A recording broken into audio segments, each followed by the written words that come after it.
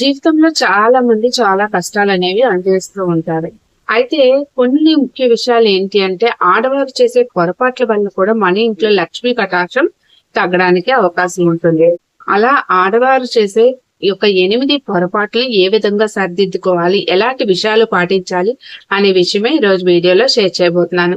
మన ఛానల్లో ఎక్కువగా ఇలాంటి విషయాలు కూడా నేను తెలియజేస్తూ ఉంటానండి. ఎందుకు అంటే మనకి కొత్త తరం, పాత తరం అని ఉంటుంది. అంటే మన పెద్దవాళ్ళు తర్వాత అలా వస్తూ ఉంటది. అయితే కొన్ని ముఖ్య విషయాలనేవి ఈ తరాలు మారడంలో కొన్ని అనేవి వదిలేస్తున్నాం. దాని ద్వారా ఏమవుతుందంటే మనం కోరి కష్టాలనేవి తెచ్చుకోవడం జరుగుతూ ఉంటుంది. అయితే ఈ పొరపాట్లను మనం తెలుసుకొని సరిదిద్దుకుంటే మన కుటుంబం అనేది ఇంకొక అడుగు ముందుకు వెళ్తుంది. అందుకే ఈ విషయాలు మీతో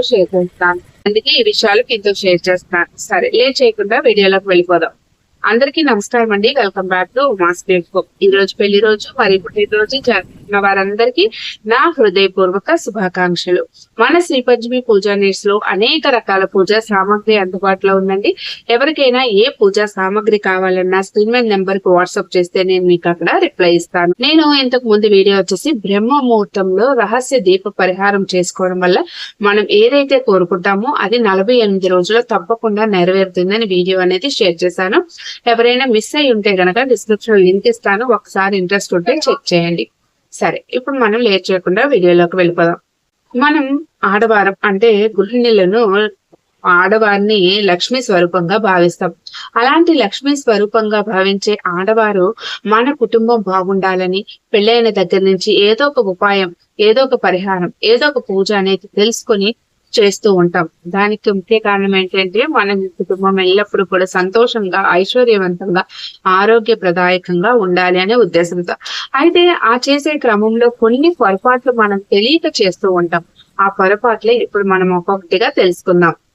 అందులో మొట్టమొదటిది ఏంటంటే మహిళలు కుంకుమని ధరించడం.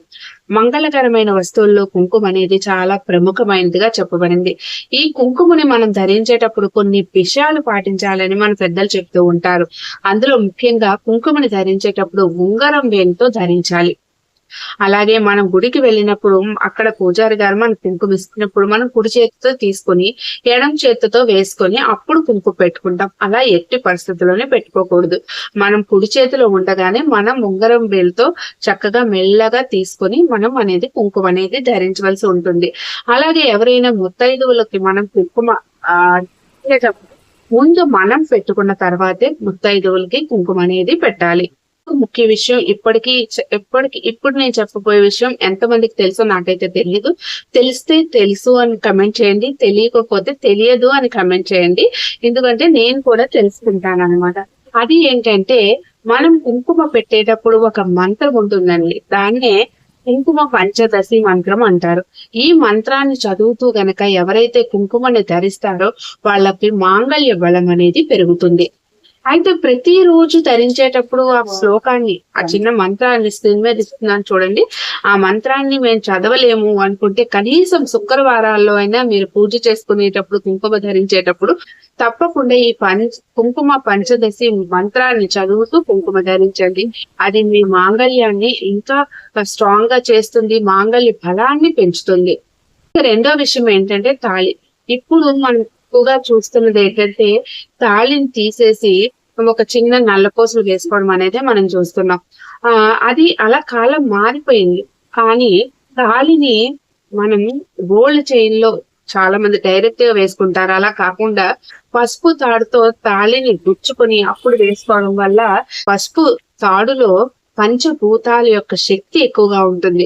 ఎప్పుడైతే ఆ విధంగా తాళిని ధరిస్తే మాంగళ్య బలం అనేది పెరుగుతుంది. అలాగే ఇంకొంతమంది రాత్రి తీసేసి ఉదయం స్నానం చేసడానికి మాంగళ్యాన్ని వేసుకుంటారు. అలా చేయడం కూడా చాలా చాలా పెద్ద తప్పండి. ఇంకొంతమంది ఏం చేస్తారంటే రాత్రి పడుకునేటప్పుడు తీసేసి ఉదయాన్ని అనేది వేసుకుంటారు. అలా చేయడం చాలా తప్పు. అలాగే కుంకుమని మనం ప్రతిరోజు పూజ చేసుకున్నప్పుడు తాళి కూడా మనకి పెట్టినప్పుడల్లా మనకి ఇంట్లో సౌభాగ్యం అనేది పెరుగుతుంది. మూడో విషయం ఏంటంటే గృహిణులు ముఖ్యంగా ఉదయం లేచేటప్పుడు కొత్త ఉత్సాహంతో సంతోషంగా అనేది నిద్ర లేవాలి. దాని ద్వారా ఏమవుతుందంటే ఆ రోజంతా కూడా మనం సంతోషంగా గడవడం, మనం చేసే పని అంతా కూడా విజయవంతం అనేది అవుతుంది. అదే మీరు ఉదయం లేచేటప్పుడు బద్ధకంగా అబ్బా నిద్ర లేవాలా, ఈ రోజు ఇన్ని పనులు చేయవలసి వస్తుందా, అబ్బా ఇంత కష్టపడాలా అని బాధతో ఎప్పుడైతే లేస్తారో ఆ రిఫ్లెక్షన్ అనేది మీ కుటుంబం మీద పడుతుంది. మీలో చిరాకు పెరుగుతుంది, కోపం పెరుగుతుంది, పిల్లల్ని తిట్టడం, గసరడం, పని చేయడానికి ఇబ్బంది పడడం, అలాగే ఆ ప్రభావం కుటుంబ సభ్యుల మీద కూడా పడుతుందన్నమాట. అందుకని గృహిణులు ఎప్పుడు కూడా ఉదయం లేచేటప్పుడు కొత్త ఉత్సాహంతో లేవాలి. నాలుగో విషయం ఏంటంటే మనం మాట్లాడే విధానం. ఆ విధానం అనేది చాలా సరళంగా, నెమ్మదిగా, నిదానంగా అనేది ఉండాలి. అంతేగాని ఎవరైనా మనతో మాట్లాడినప్పుడు ఎందుకురా బాబు ఈవిడతో మాట్లాడాము ఫీలింగ్ అనేది వాళ్ళకి రాకూడదు. మనం ఎప్పుడు కూడా చిరునవ్వుతో మన ముఖాన్ని ఉంచుకొని చక్కగా మాట్లాడడం వల్ల ఆ మహాలక్ష్మీదేవి కూడా ఉండడానికి ఇష్టపడుతుందన్నమాట. అంతేగాని మనం పరుషంగా ఎదుటి వారిని బాధపడే విధంగా గట్టిగా మాట్లాడడం అనేది ఎట్టి పరిస్థితుల్లోనే చేయకూడదు. ఇంకా ఐదో విషయం ఏంటంటే ఆడవారు చీర కట్టుకోవడం. ఆడవాళ్ళు చీర కట్టుకునేటప్పుడు ఆ బయట చెంగున అనేది పొడువుగా కిందకి వేలాడదీస్తూ ఉంటారు. అలా ఎప్పుడు చేయకూడదు. చీర కొంగుని ఎప్పుడు కూడా మనం దోపుకొని మాత్రమే పని చేయడం, ఏదైనా విషయాన్ని పాటించడం అనేది, పూజ చేయడం అనేది చెయ్యాలి. ఎందుకు అంటే మనం కొంచెం ఆలోచిస్తే గుడి దగ్గర మనం చీర కట్టుకున్నప్పుడు ఆ చీరని కొంగును అనేది పొడవుగా పెట్టి అలా వదిలేయడం వల్ల గుడి ప్రాంగణంలో దీపారాధన చేస్తూ ఉంటారు. ఆ దీపారాధన చేసేటప్పుడు మనకి ఆ ప్రమాదాలు తలెత్తకుండా ఉండడానికి మనం చీర చెంగుని దోపుకొని వెళ్ళాలి అని చెప్పి మన పెద్దలు చెప్తూ ఉంటారు. మరో విషయం ఏంటంటే గుడికి వెళ్ళినప్పుడు అక్కడ మనకి ప్రసాదంగా పువ్వులు, తులసి దళాలు, నిమ్మకాయలు ఇలాంటివి అనేవి ఇస్తూ ఉంటారు. వెంటనే ఆ పువ్వులను తీసి తలలో పెట్టుకుంటాం. నిమ్మకాయల్ని ఆ బండికి లేదంటే వాహనాలకు అనేది కట్టడానికి చేయడం, లేదంటే జ్యూస్ చేసుకొని తాగడం అనేది చేస్తూ ఉంటాం. కానీ ఎట్టి పరిస్థితుల్లోనే అలా చేయడం అనేది కొంతవరకు మనం అవాయిడ్ చేయాలి. అలా పువ్వులు గాని ఏమి ఇచ్చినా కూడా ముందుగా మనం తీసుకొని వెళ్ళి మన ఇంటి పూజ గదిలో పెట్టాలి. పెట్టడం వల్ల మన గుడిలో ఉండే దైవ శక్తిని అవి ఆకర్షిస్తాయి. అవి ఎప్పుడైతే మనం పూజ గదిలో పెడతాం మన ఇల్లంతా కూడా దైవ శక్తితో నిండి ఉంటుంది. ఆ తర్వాత తీసి మనం ధరించడం, ఆ నిమ్మకాయని జ్యూస్ చేసుకోవడం, లేదు అంటే బండికి కట్టుకోవడం అనేది మనం చేయవలసి ఉంటుంది. అలాగే గుడిలో ఇంకొక పొరపాటు ఏంటంటే చేసేది, మనం దీపారాధన కోసం ఆయిల్ పట్టుకొని వెళ్తాం.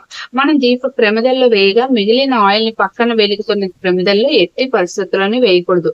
కానీ గుడికి సంబంధించి కుందులు అవి వెలిగిస్తూ ఉంటారు, లేదంటే అఖండ దీపం వెలిగిస్తూ ఉంటారు. అందులో వేస్తే చాలా మంచిది. అలాగే మనం దీపారాధన చేసేటప్పుడు మనం మ్యాచ్ బాక్స్ పట్టుకొని వెళ్ళి దాంతో దీపారాధన చేయాలి. కాకపోతే పక్క దీపం వెలుగుతున్నప్పుడు ఆ దీపం జ్యోతి నుంచి మనం దీపాన్ని అనేది వెలిగించకూడదు.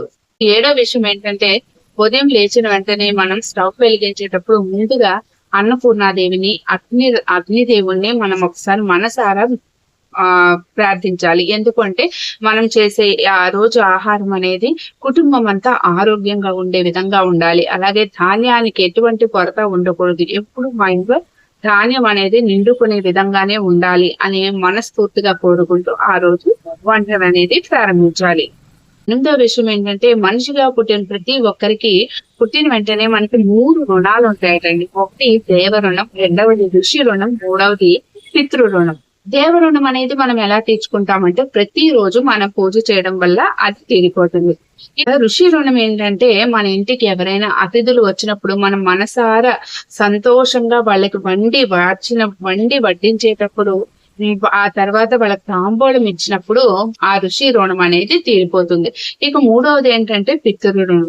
ఈ పితృ రుణం మనం తీరాలంటే ప్రతిరోజు మన మధ్యాహ్నం భోజనం వండిన వెంటనే మొదటిగా కాకులకి అనేది అన్నం పెట్టడం అనేది చేయడం వల్ల ఈ పితృ రుణం తిరుగుతుంది. అలాగే అమావాస్య రోజు, పౌర్ణమి రోజుల్లో ఆవులకి, కాకులకి ఆహారాన్ని పెట్టడం వల్ల కూడా ఈ పితృ రుణం తీరిపోతుంది.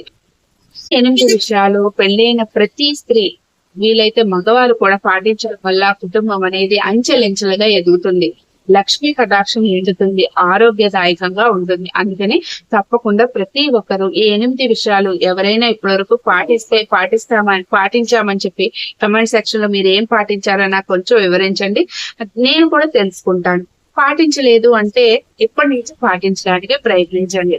మన కుటుంబం బాగుంటే మనం బాగుంటాం, మనం బాగుంటే మన కుటుంబం బాగుంటుంది. అందుకని తప్పనిసరిగా ఈ విషయాలు పాటించడానికి ప్రయత్నించండి. అదండి ఈ రోజు వీడియో. నాకు తెలిసిన కొన్ని విషయాలు మీతో షేర్ చేశాను.